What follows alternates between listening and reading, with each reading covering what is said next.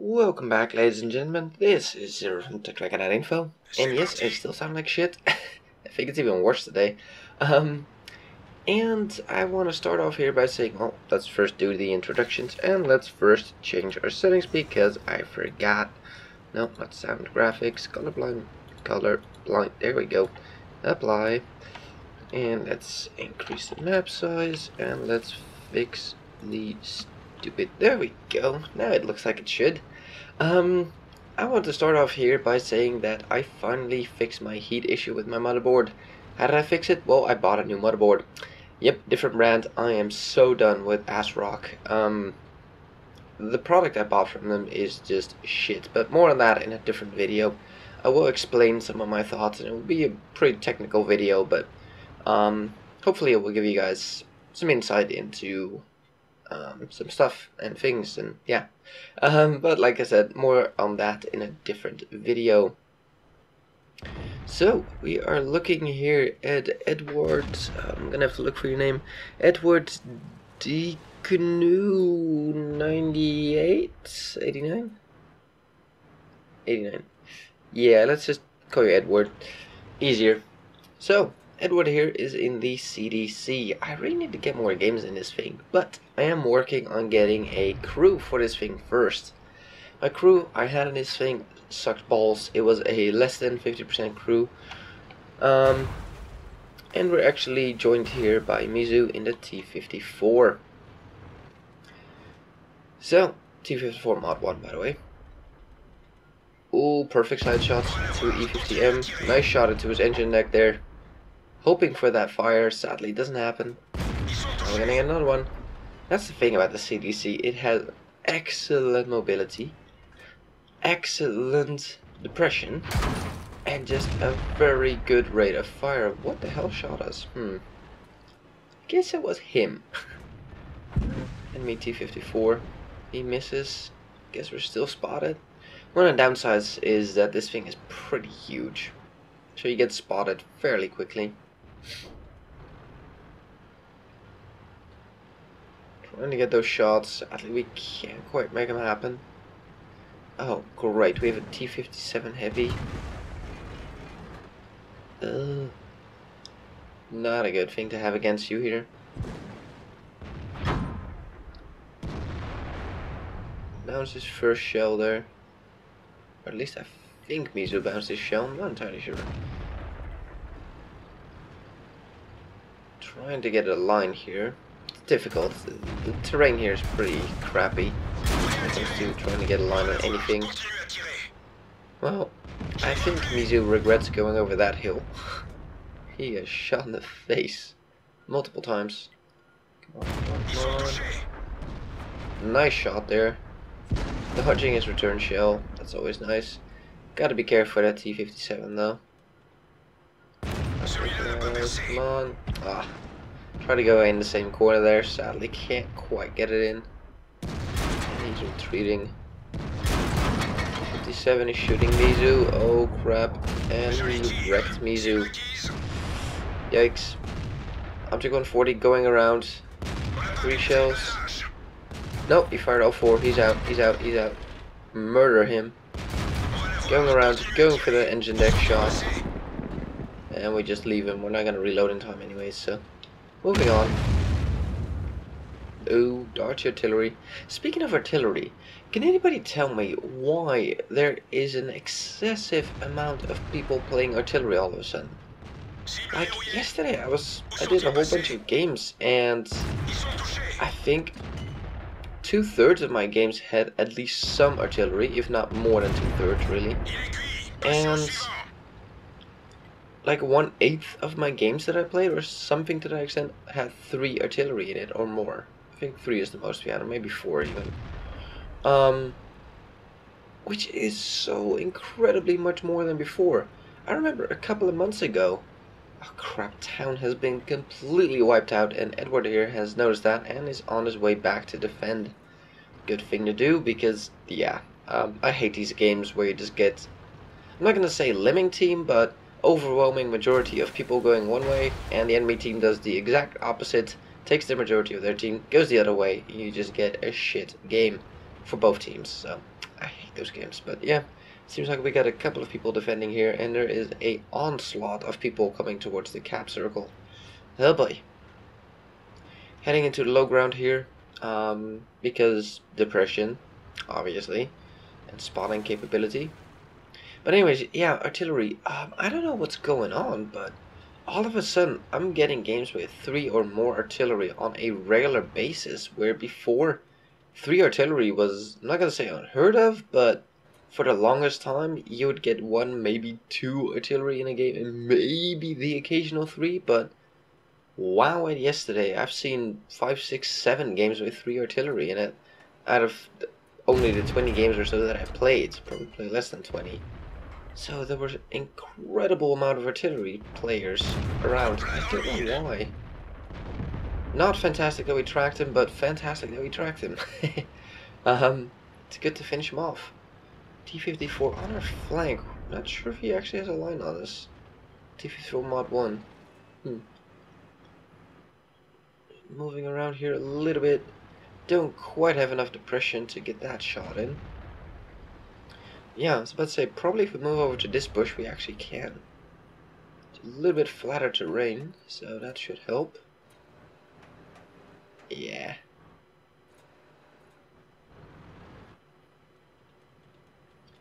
You can just barely see the roof of the yak target there.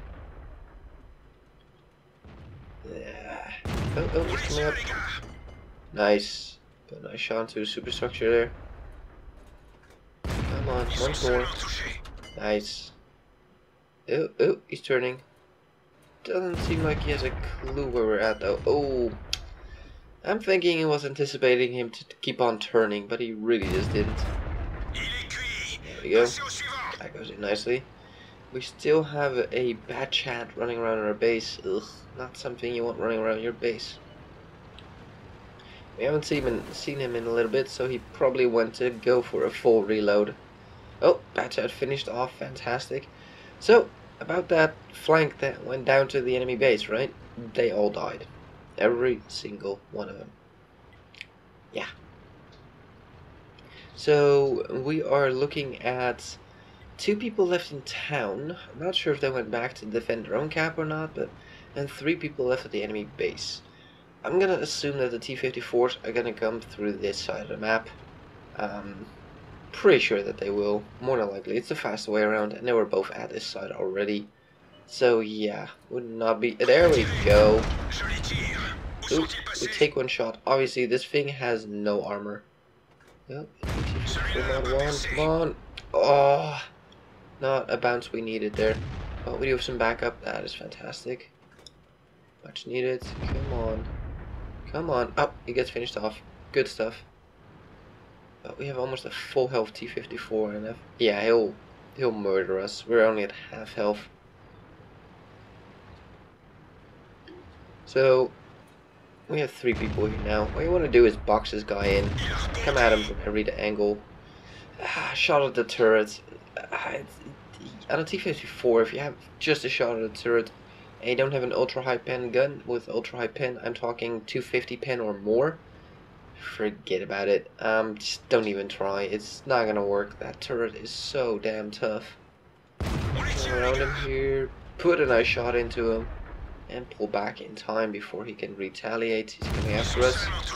Gonna get a nice one into his lower plate. He decides to not shoot us, shoot somebody else, and completely miss. Okay then. Oh, yak tiger gone. So, coming at this dude from 3 angles, and we finish him off. Don't drive into the water. So, E100 and IS-8 both spotted over here. Fantastic. Gives us a chance to finish him off as well. Sadly, no more chance for a Top Gun. Definitely not a chance for a Top Gun, but still got an E100 left. Not sure what health he's on, but Edward here loads up the premium shells.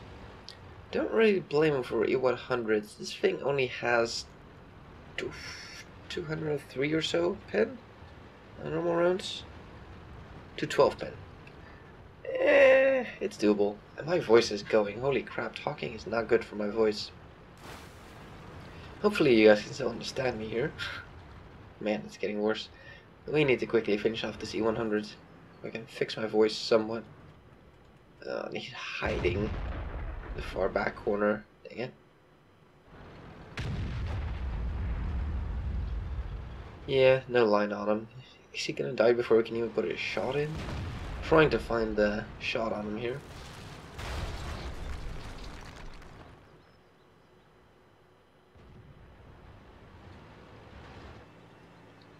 Trying to come at him from a little bit of a better angle.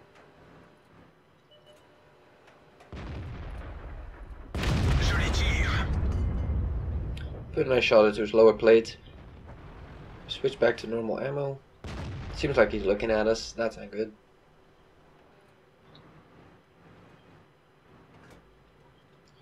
Reloaded, dead on. Yep, I would have taken that safe shot. Can't quite tell if it went in or not. Through the track wheel there. Switch back to premium rounds and he gets finished off. Let's take a look at the stats. And here we are with the stats, and I guess the name of today's game, sub-Saturday episode, is High Rollers or Credit Makers or something. And here you can see that the CDC is fantastic at just making credits as long as you keep poking and use the mobility of this thing to help your team to spot, to flank, to do all that sort of stuff. And that's really what Edward did here. He went back to his base in order to prevent the onslaught of enemies to just roll into our base and cap. He then went back to the other flank to prevent the enemies that were still defending their own base to come back through the railroad side of the map. And just did it perfectly. He went to the exact spots where he was needed, and that's what you can do in the CDC. The speed really allows you to go wherever you need to go and need to be. So, let's take a look at the team score here. Walked away with 1733 base experience for doing 4.1k damage with 3 kills. Very nice. Where did Mizu end up? Did not do too well in this game, I think. There we go. No. He had a terrible game. However, we'll get back to that in just a moment, because I got something planned. Anyways, shots fired 27, hits 24, and penetrations 18. 212 is, of course, it's not bad pen, definitely not bad, but it also is not high pen, so you're gonna bounce a shot here or there. But we spotted 3 people, we damaged 8, destroyed 3, 3100 spotting damage. Yeah, that's where a lot of that money is coming from, and that's something you can really do in this tank. It has a pretty decent view range, combine that with the mobility, and you have yourself a scout, because you pretty much have the armor of a scout. Not the size though, but I guess you have like the size of a heavy, you are a medium, you have the armor of a light, but you have the gun of a medium. Yeah, it's a weird ass tank. But yeah, lots of spotting damage. Wow, that is an insane amount. Without premium, would have walked away with 74k profit, but with a premium account, 124k. Holy flippin' balls. Nice. And this was sadly not a daily double, but still walked away with 2800 experience. Very, very nice. And let's take a look at our second game here. So, anyways, as I was saying about my CDC, I'm actually working towards getting my first female crew in there. And holy crap, that female crew is good. Anyways, we have our second game here in the T-54 Mod 1. Hey, I've seen that tank before. Hey, it's a Mizu playing it. And joined by Ragnarov 2. So, yeah, told you guys I was gonna, or you were gonna see Mizu again, sort of, like I had a plan. Yeah, this was actually not planned. I don't watch these replays ahead of time ever, or almost never at least, and I didn't even know Mizu was in the last game. And even in the same tank, I already had this one picked out just from the stats overview page. So yeah, it was a pure coincidence. I never saw that he was in the other game as well in the same tank. So that was a pretty good coincidence.